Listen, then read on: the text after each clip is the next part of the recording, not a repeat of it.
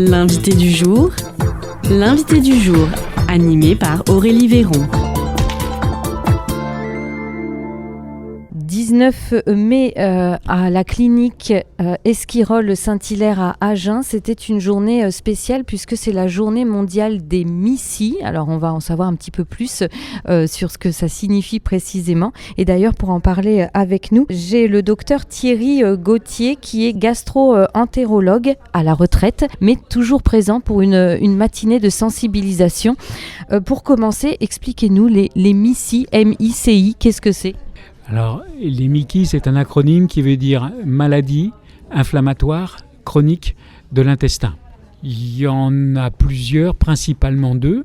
La première, c'est la maladie de Crohn, la plus fréquente, une maladie qui touche de la bouche à l'anus. Et la deuxième, c'est la rectocolite hémorragique, qui est moins fréquente actuellement, alors qu'elle était plus fréquente il y a 30 ans, et qui ne touche que le gros intestin. Maladie inflammatoire car ça entraîne une inflammation générale et du tube digestif. Chronique parce que ça évolue par poussées qui peuvent récidiver et nécessiter un traitement soit de la poussée, soit surtout un traitement pris au long cours pour éviter la rechute. Voilà, ces maladies étaient mal connues jusqu'à il y a 20 ans. La fréquence augmente avec des facteurs qui commencent partiellement à être isolés, avec des traitements de plus en plus nombreux, de plus en plus puissants, permettant un contrôle vraiment optimisé de la maladie. Malheureusement, inconstant d'une part et nécessitant parfois un traitement chirurgical d'autre part. Donc des maladies qui touchent aussi le quotidien, bien entendu, des malades, des familles aussi. Pourquoi cette journée, cette matinée de sensibilisation à la clinique Saint-Hilaire-Esquirol à Agen ? Pourquoi ? Parce que c'est la journée mondiale des maladies chroniques de l'intestin. Pourquoi à la clinique ? Parce que nous avons traité médicalement et parfois chirurgicalement et explorer souvent radiologiquement à la structure ce type de maladie qui continue d'être prise en charge en collaboration avec l'hôpital d'Agen d'une manière permanente. Il faut continuer à les prendre en charge car cette maladie chronique nécessite de l'information, c'est pour ça que cette journée a été faite, de rassurer et d'optimiser cette prise en charge. Une matinée qui a été organisée aussi avec la participation de l'association AFA 47. On va leur donner la parole dans quelques instants, mais avant, expliquez-nous pourquoi, en tant que professionnel de santé, cette association est importante aussi pour vous et c'est un véritable partenaire. C'est un véritable partenaire. Cette association de patients a été créée il y a 30 ans dans un service parisien à la demande du père d'un patient qui avait du mal à trouver de l'information et donc d'expliquer à son fils la maladie, comment le gérer.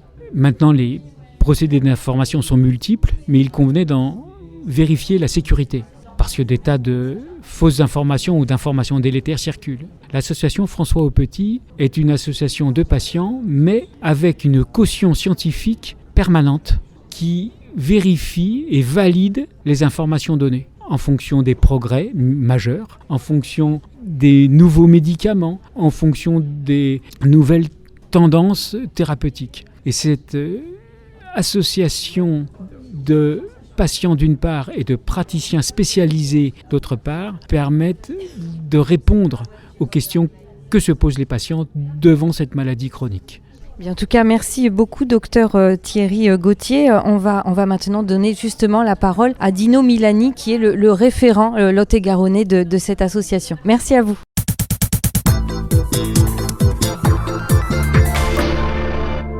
Et on continue cette émission consacrée à la journée mondiale des MICI. C'était le mardi 19 mai dernier. À la clinique Esquirol Saint-Hilaire à Agen, il y avait une matinée de sensibilisation. Et pour conseiller et discuter, rencontrer les personnes, l'AFA était présente, AFA 47, Crohn RCH France. Est-ce que vous pouvez nous rappeler l'AFA ? Qu'est-ce que c'est ? Alors, nous sommes une association nationale qui existe depuis une trentaine d'années. Et donc, notre but, c'est de faire rencontrer les gens, de les renseigner sur ces pathologies. Donc, je rappelle que les maladies inflammatoires chroniques de l'intestin rassemblent 2 pathologies, la maladie de Crohn et la RCH, c'est la rectocolite hémorragique. Donc, on est à peu près 300 000 malades en France. On tend à devenir plutôt 350 000 maintenant. Ça fait 3 millions de malades en Europe, 10 millions dans le monde, essentiellement dans les pays développés, c'est-à-dire en Europe, aux États-Unis, Canada, Australie.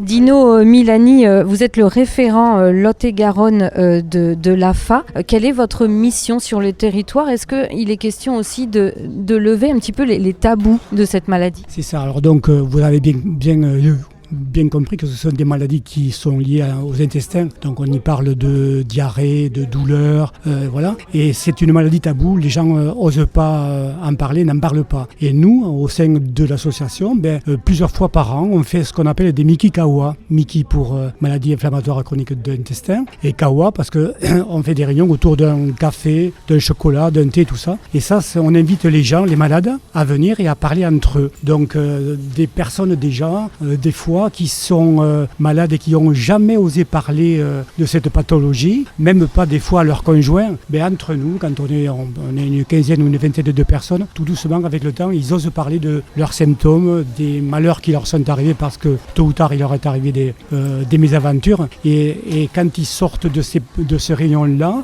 ils sont soulagés quelque part et ils sentent surtout qu'ils ne sont pas tout seuls. Quels sont les premiers symptômes? Qu'est-ce qui peut alerter une personne à se dire j'ai peut-être un problème? Est-ce que ça peut être la maladie de Crohn ou le RCH? Alors déjà, ce sont des douleurs au niveau qui sont situées au niveau du ventre. Ce sont des douleurs et après, très vite, on arrive à avoir des diarrhées nombreuses. Et ce qui doit alerter vraiment, il faut aller voir un professionnel, c'est quand on trouve des traces de sang dans les selles, puisque les inflammations, que ce soit au niveau de l'intestin grêle, voire du gros côlon, elles sont sanguinolentes. Les inflammations provoquent des saignements et forcément on les trouve au bout. Donc les premiers symptômes, c'est un petit peu de sang au niveau du papier toilette, après quelquefois dans les sous-vêtements, et puis après si on ne le soigne pas, donc il faut aller voir un gastro-entérologue bien sûr, et puis et là il faut prendre des traitements. Ce sont des pathologies qui sont très difficiles à soigner, mais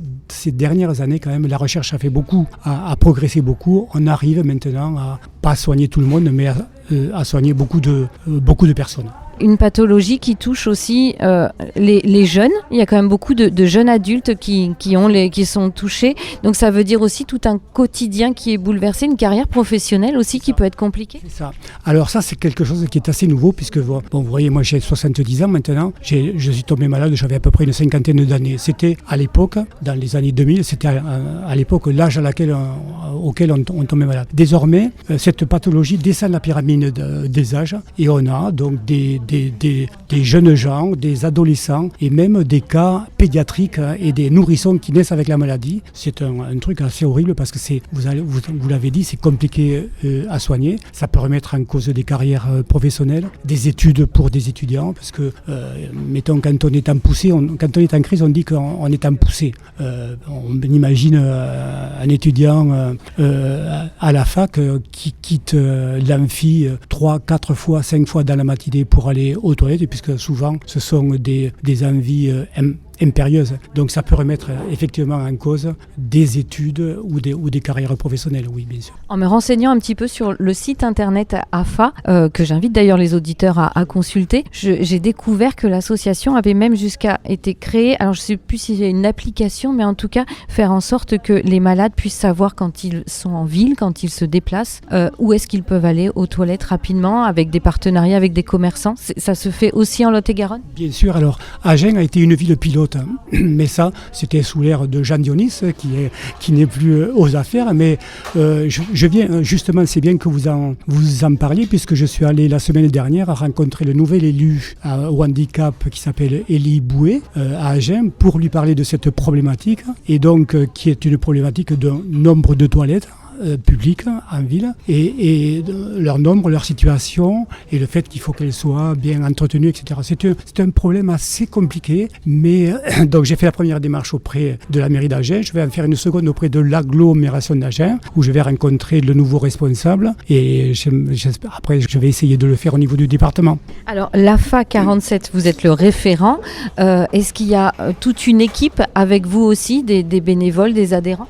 Oui, on est une petite équipe là maintenant. Avant, il y a quelques années, on était une vingtaine. Maintenant, on n'est plus qu'une dizaine parce que le fait que les réseaux sociaux font que les gens ont moins besoin de se parler.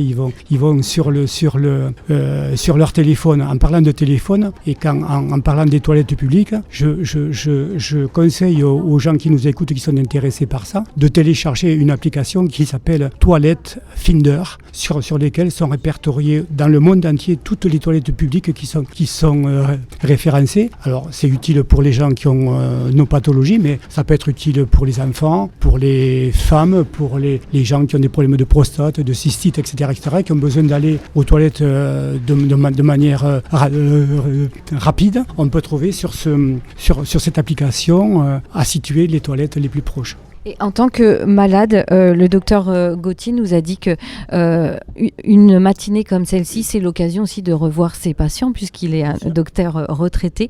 Vous avez un lien régulier avec justement les cliniques, les hôpitaux, les professionnels de santé. Quand on est malade, on doit consulter très régulièrement ? Oui, bien sûr. Moi je suis suivi à l'hôpital Olévêque de Bordeaux, mais j'y vais à peu près 3 fois par an, si c'est pas plus. Donc on voit nos gastro.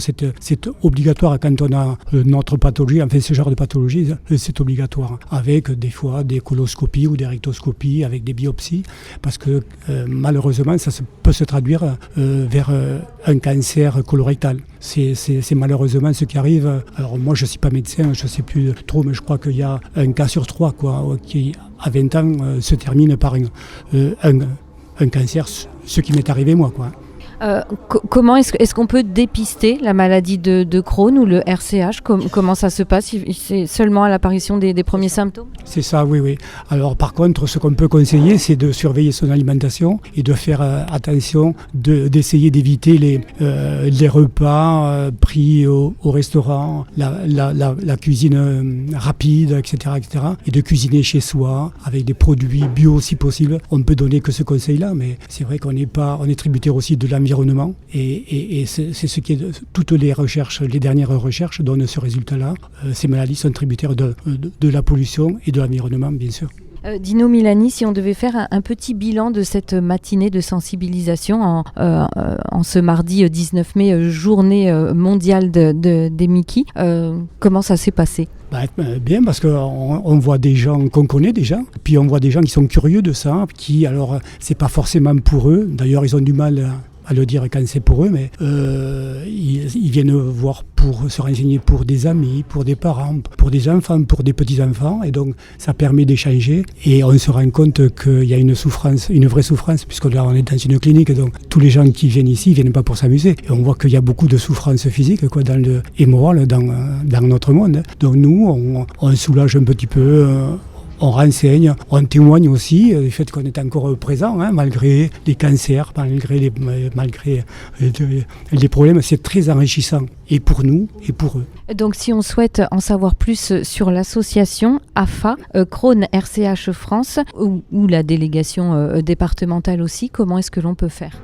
Il faut aller sur Internet, maintenant on ne peut pas échapper à ça. Et notre site est très bien fait, je crois que ça peut répondre à toutes les questions. Et notamment, on peut retrouver sur ce site-là les coordonnées des correspondants locaux. Donc en allant sur le site Internet AFA, on pourra trouver à me joindre. Et si quelqu'un a besoin de parler de sa maladie ou de parler tout simplement, je suis toujours à l'écoute, on m'appelle et puis on arrive à discuter. C'est très important en effet. Et puis il y a aussi un relais écoute Aquitaine, un numéro vert, c'est ça, le 0811 91 623 et après on précise le département et là on peut discuter et en savoir plus. C'est ça. Et donc localement, puisqu'on peut parler d'Agen et de sa région, je peux signaler que par exemple on va faire une randonnée pédestre ouverte donc au profit de l'AFA, donc tous les bénéfices qui seront faits ils seront reversés pour la recherche médicale. Ça va se dérouler le dimanche 14 juin de 9h à midi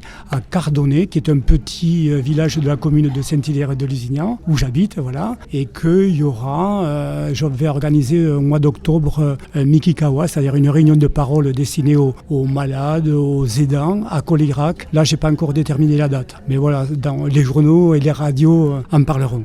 Avec grand plaisir en tout cas. Merci beaucoup Dino Milani. Donc je le répète, vous êtes le référent Lot-et-Garonne d'AFA, donc Crohn RCH France. Merci à vous.